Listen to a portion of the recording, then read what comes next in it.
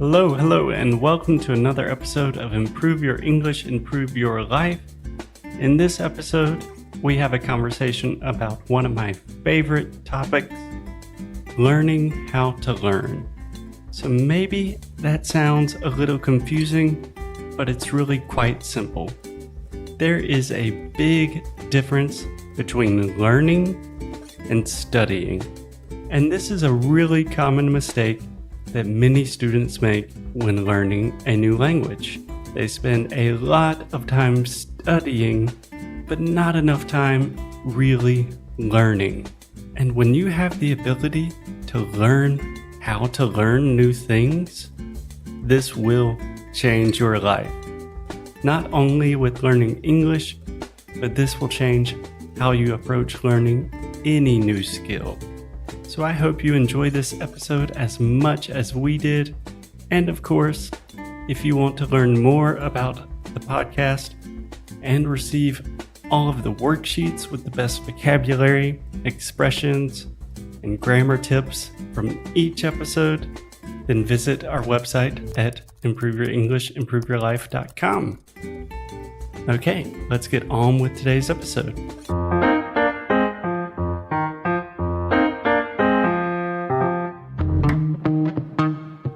So Foster, we're starting off a new year right now. Maybe by the time people listen to this, it won't be the beginning of the year, but I'm actually a big believer that you can start fresh at any time. You don't have to wait for a new calendar year or even a new day or a new month, anything like that.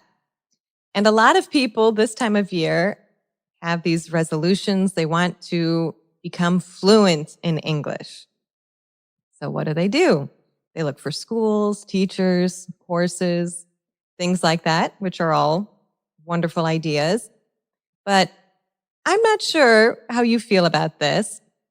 But when I first came to Brazil, I was really shocked by the number of English schools that I saw. Like every single street had an English school. And it seemed like everybody I met was studying English or had studied English at some point in their lives. Yet, there were very, very few people that could communicate in English at a higher level. Mm-hmm. And I actually did some research about this. I do believe that Brazil is, if not the leading country or one of the leading countries of having the most English schools in the world. Not necessarily the statistic you want to be known for. Yes.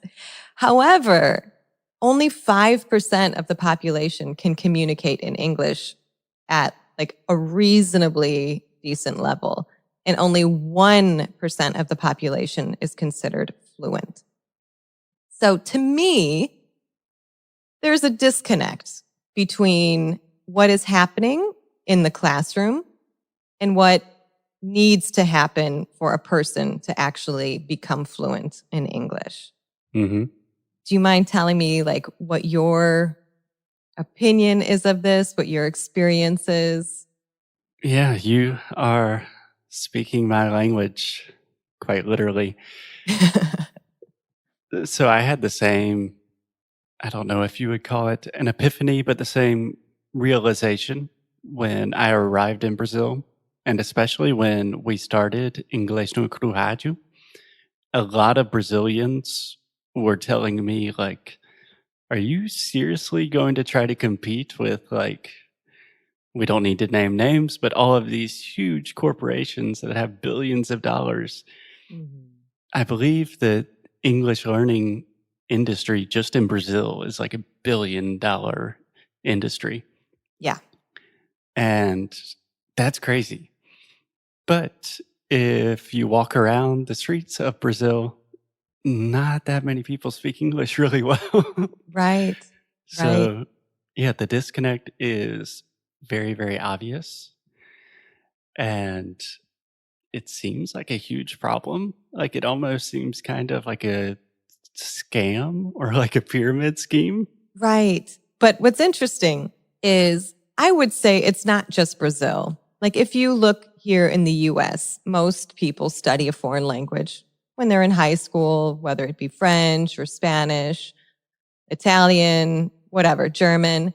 And most of these people do not finish the 4-year program speaking fluent Spanish or French. Right, right. And I think this applies to not only languages, but just almost everything we learn. And if we go back and think about like how schools are set up, we learn for what? We learn to pass a test, right? We want to get a good grade on a test. So we study all this information so that we can fill out the correct information, get the right answers on a test, and then ideally get a good grade in the class. Yeah. And I was exactly the student. I studied Spanish in high school and in college. I was in these advanced level classes. I was getting really good grades. And then I studied abroad. I went to Spain and I got there and I realized, oh my gosh, I don't know anything. And it was terrifying. Yeah, for sure. It's terrifying. So I don't want people to think we're picking on the poor Brazilians, because I do think it's not a problem with being Brazilian or being American or being anything. What I have found is that there's a tremendous difference between being a student and actually being a speaker. And some people are amazing students. They are life students, and I'm a life student. I think it's really, really important to study. But there's like a process that we go through. There's like a transformation that we have to go through so that you're not just a student, but you're actually someone who applies that information to your life, incorporates that information, and uses that information in a very natural way. And once you get to that final step of someone who actually like integrates whatever content you're learning and it becomes part of you, like for both of us, speaking Portuguese is now part of who we are. It's not something that we simply study. No. We carry it around with us all day long. We use it for our lives. We use it with our significant others, with our work, with whatever. And because of that, it's part of us. It's who we are. We're not students of Portuguese. We are speakers of Portuguese. Yeah. Honestly, I have not studied Portuguese in at least like 8 years, I guess. And I never really studied it that intensely in the first place. Right. But I think, at least from my perspective, the differentiation that you're making is we have students that are studying something. Could be to pass a test for any reasons. It could be because their school requires them or society is telling them to study. And the difference I make is the difference between a student and a learner, or someone that is learning something. Yes. Because you can sit down and study grammar all day and not learn anything. Right. Yeah. So for me, I think that's where the disconnect really lies, is between the act of studying. Like, to learn something, you need to study, but it doesn't necessarily mean that you are learning something simply because you are studying. Does that make sense? Exactly. And I mean, you can study a million different things, but until you actually like reflect on them and use them and actually maybe change in some ways, incorporating them in your life, and this applies to everything. When it becomes a part of you is when the actual transformation happens. And I think for people who want to learn English, there are some simple ways to do this.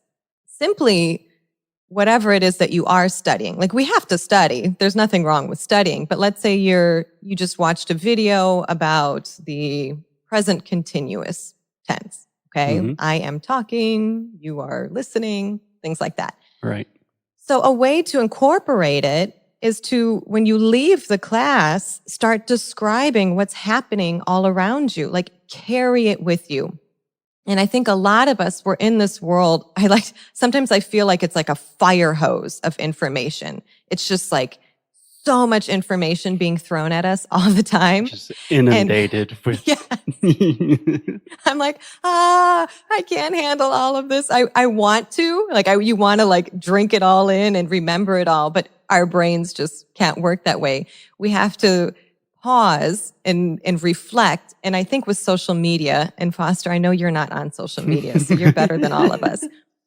But it's such a distraction that as soon as you finish one thing, it's like you instantly open up your Instagram and then you almost forget what you just did because you just switch your focus and start scrolling and looking at other people's pictures. So if we just spend, a couple minutes reflecting on it, even writing, thinking about when we could use this information and then actually start using it, to me, that's like the most impactful thing that any student can do. And it's hard. It requires a little discipline and a little effort on the student's part. But once you do that, you actually, you don't just learn it to take the test. You learn it for yourself so that you can actually use it in the future if necessary. Yeah. It's a really simple step. Yeah. I think for me, it really helps to take this out of the context of language learning and apply it to any skill in life. So, for example, I can see a guitar in the back of my screen. So I play guitar. I don't say that I am studying guitar. I don't say that I'm learning to play the guitar. Yes. I still am learning new things every day. But I started playing the guitar when I was like 6 years old. I studied, I went to classes and took lessons. I mean, I still am a student, but I'm to the point where I actively say, I'm a guitarist or I play guitar. Yes. And that's like the paradigm shift for me is when you're not like trying to climb up this hill and maybe one day you're going to get there. You're already on top and you're just like hanging out on top and reaping the benefits. Yeah. It's like you've already been through that transformation, basically, of someone who simply studied guitar and was learning. You were always learning. That's part of it. But now it's part of who you are. It's part of your identity. Like you are the guitarist.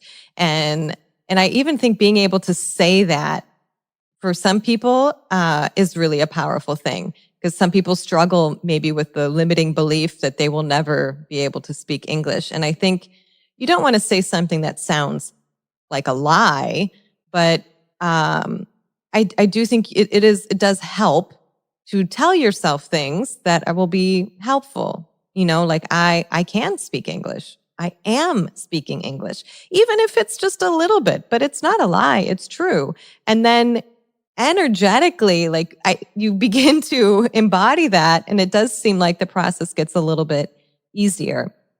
So I think for anybody who's listening, if you identify with this eternal student, or if you feel like you study all the time, yet you have a hard time speaking, I think most people identify with this. I definitely went through this.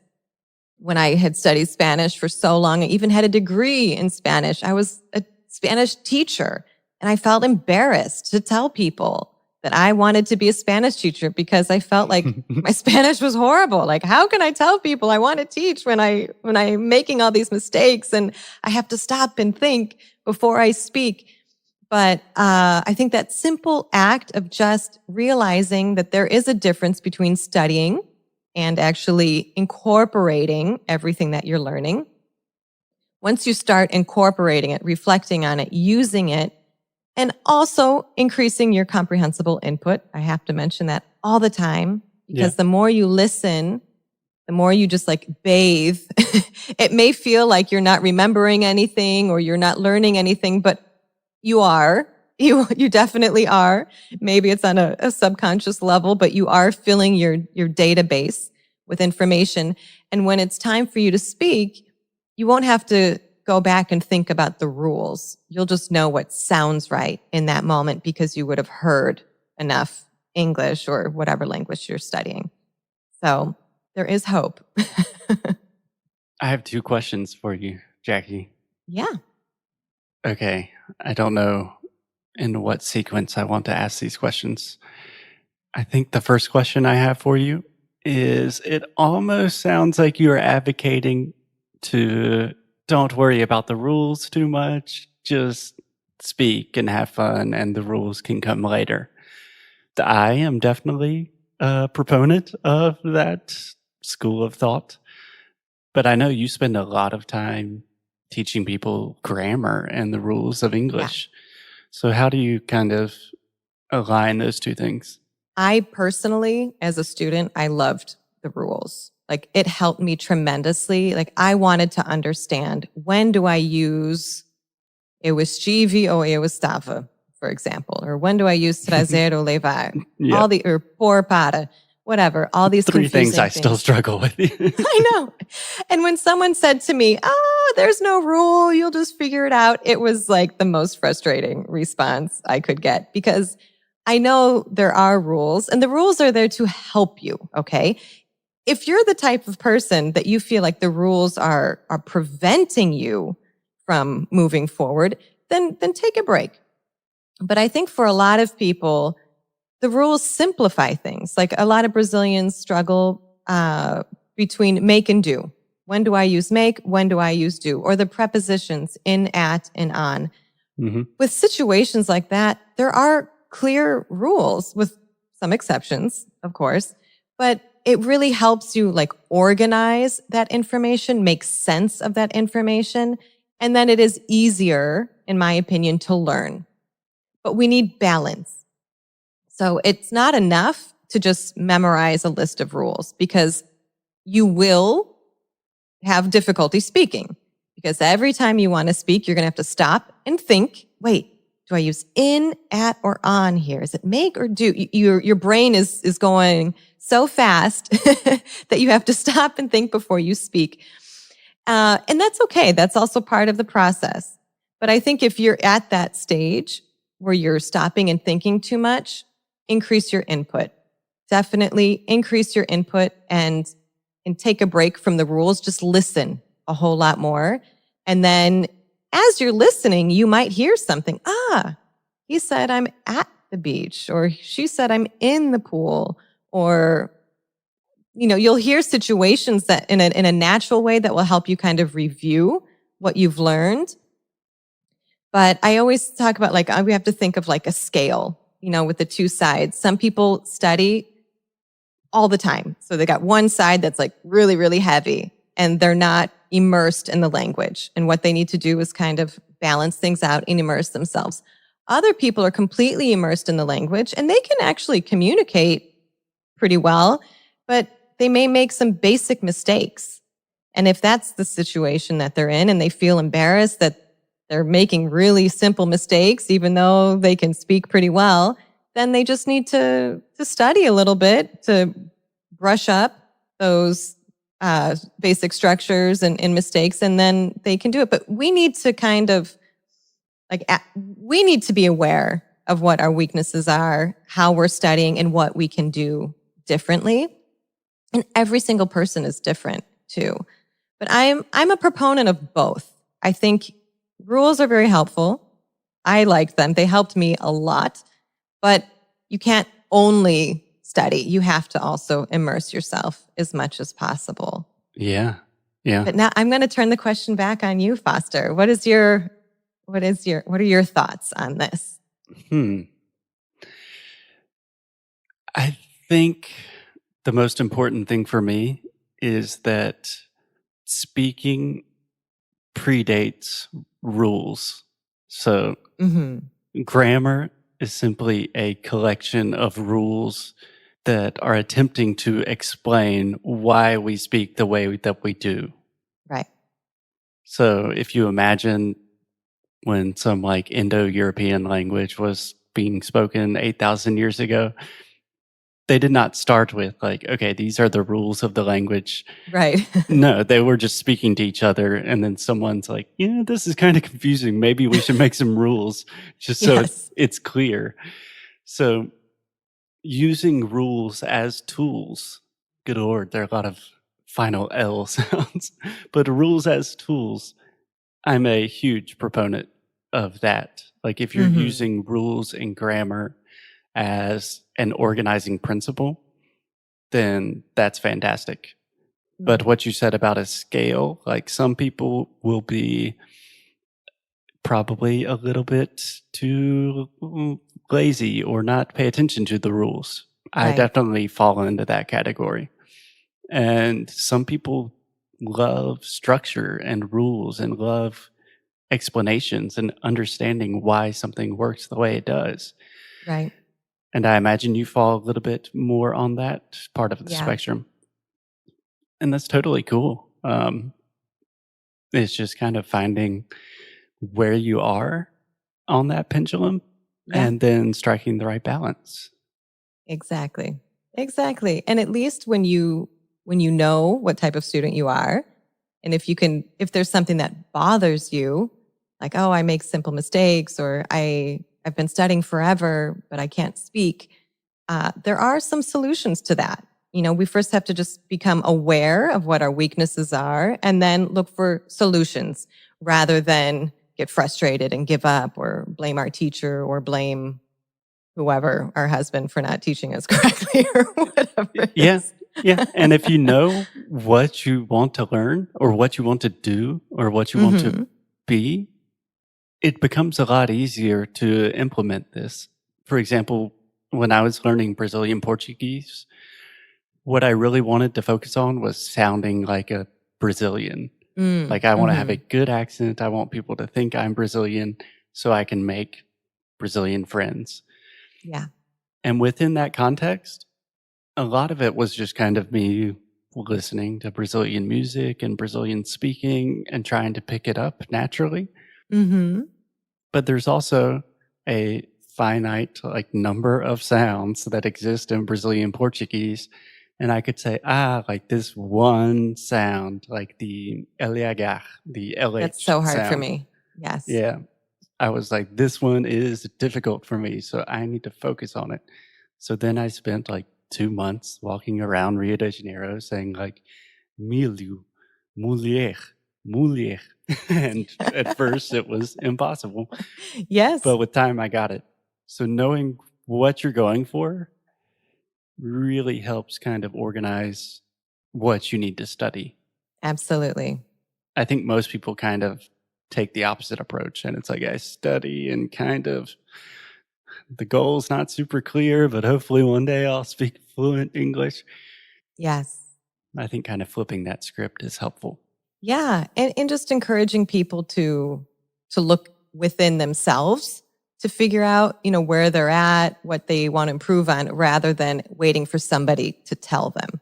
Because a lot of people don't assume that responsibility. They'll say, oh, well, my teacher never told me that I need to improve my pronunciation, so I never did.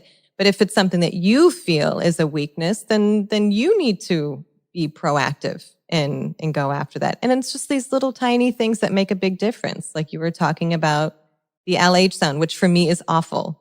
Like every time I say melhor, people are like, how cute. You say melhor. I'm like, I didn't say there's no E in there. There's no I. I mean, melhor Melhor. trabalho, Aurelia. Yeah. Guilherme. Oh my gosh. Every time I got a Guilherme, I was like, oh, this is going to. I just call them Gui. Gia. There you go. But it's okay. You don't have to be perfect. And you don't have to try to sound like you're from another country that you're not from. But I do think having good pronunciation is incredibly important, because the first impression that you give when you speak another language has way more to do with your pronunciation than anything else. Yeah. And it's something that a lot of people don't necessarily focus on. Yeah. It's hard to teach. So I think it is kind of ignored and undervalued in traditional schools. Yeah. But you bring up a really interesting point of like, you need to assume the responsibility. That sounds kind of scary to me. Yeah. Sorry. No, it's totally true. But I'm imagining, like, how could someone understand what they need to take responsibility for? Does that make sense? Like, if I'm a Brazilian learning English and I know my English isn't the way I would want it to be, how do I find those like places where I really need to focus? Well, I think a lot of times people know probably more than they think they do. Like if someone were to ask me right now, what areas do I need to improve on? I may need a minute to think about it, but I could come up with some areas, specifically the LH pronunciation and the subjunctive, imperative. I know exactly what areas I probably make some common mistakes in.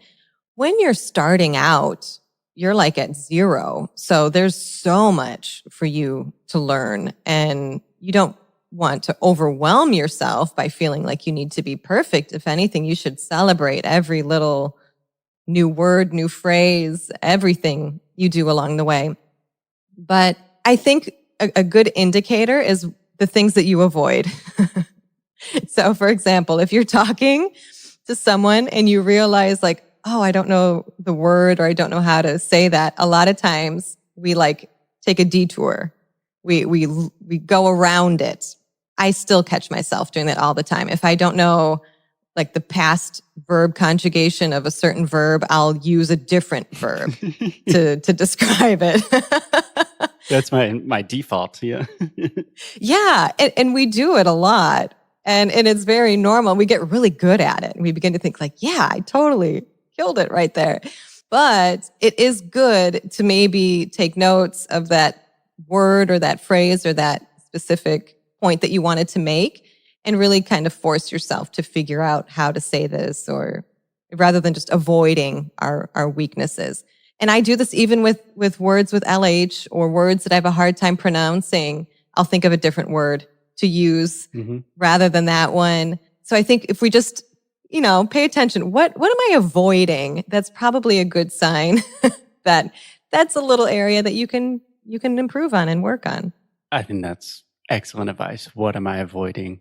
Yeah. And I also think that you kind of said this, that students probably know more than they think they do, probably more than they want to admit to themselves.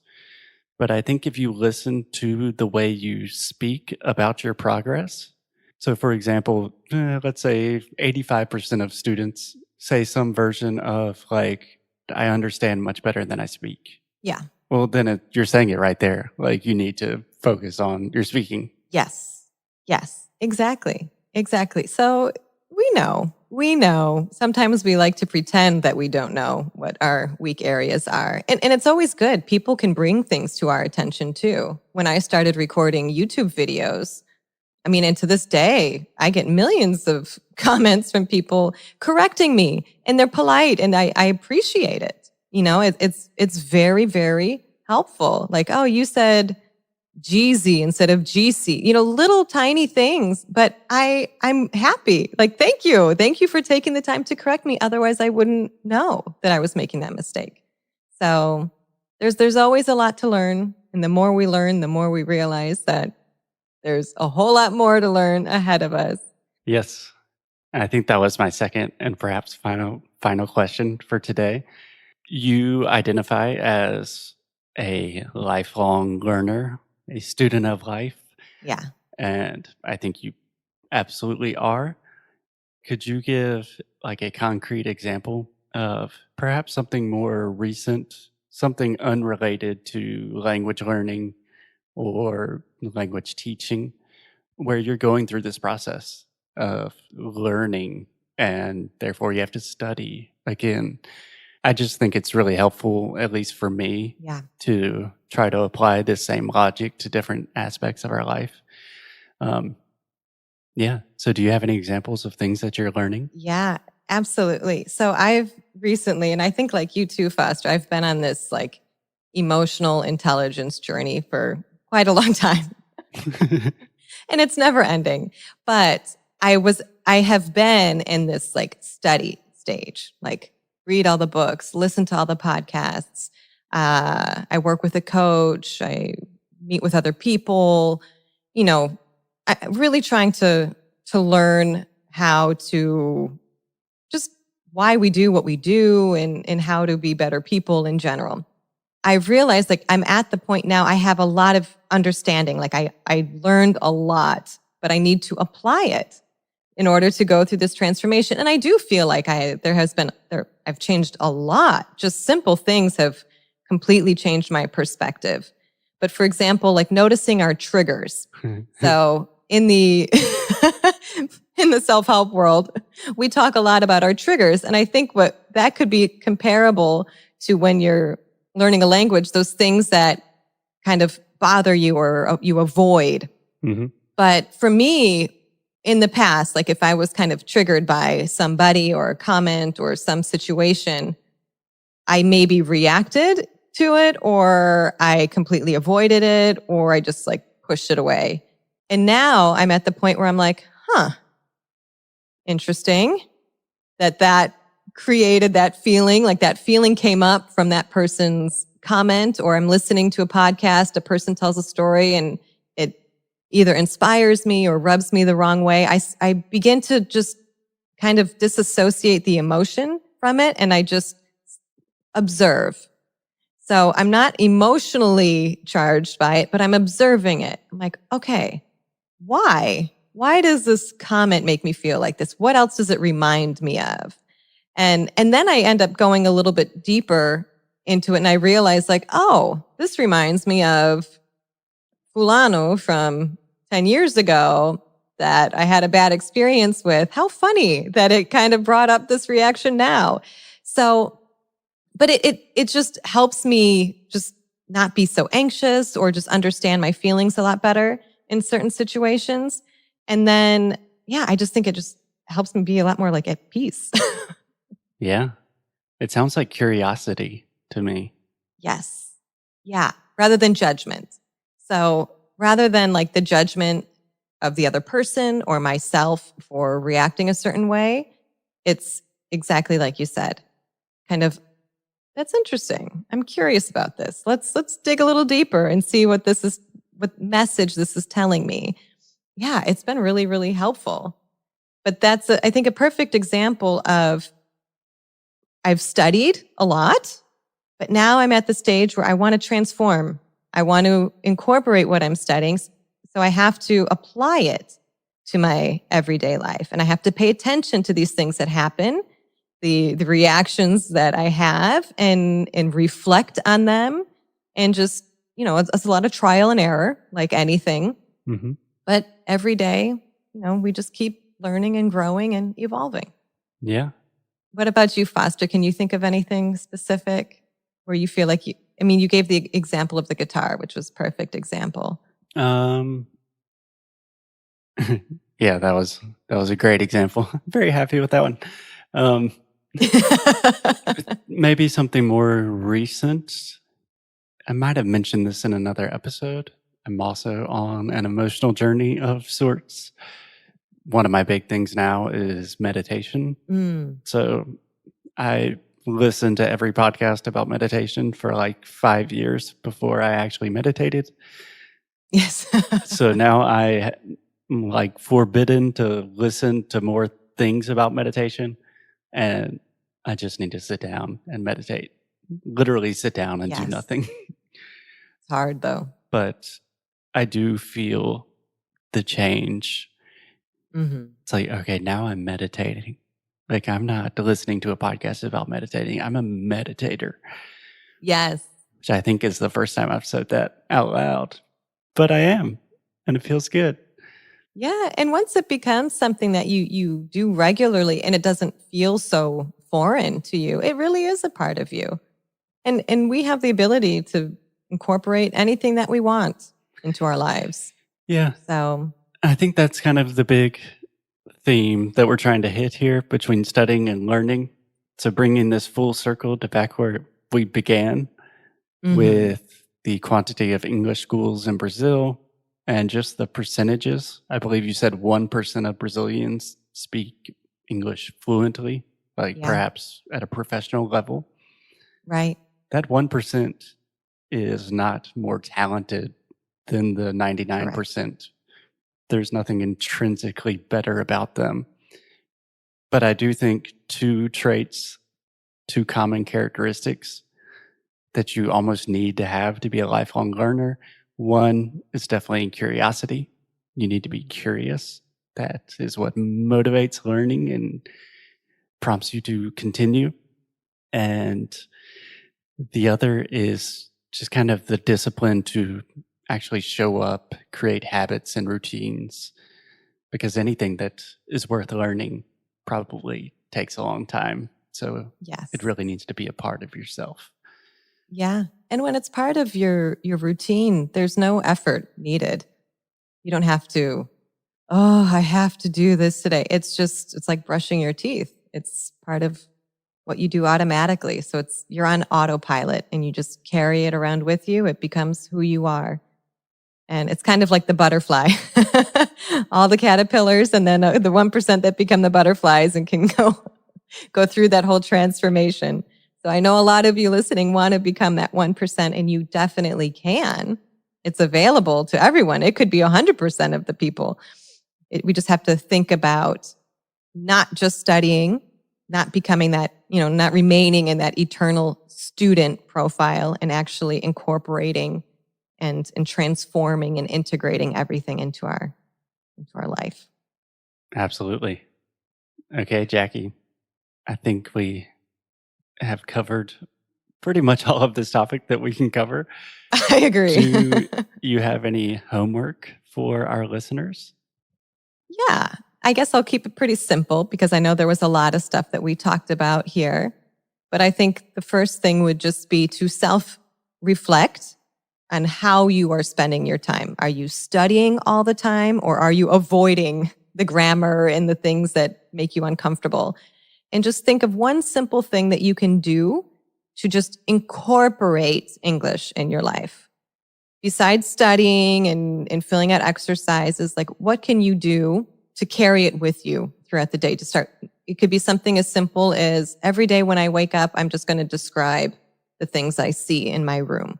Or I'm going to think of all the words I know in English. Or as I'm driving, I'm going to listen to something and really pay attention to it and reflect on it. Or maybe listen to this podcast episode. Listen to it 100 times if you want to. If you've made it this far, you're already doing great. You're doing fantastic. But reflect on it.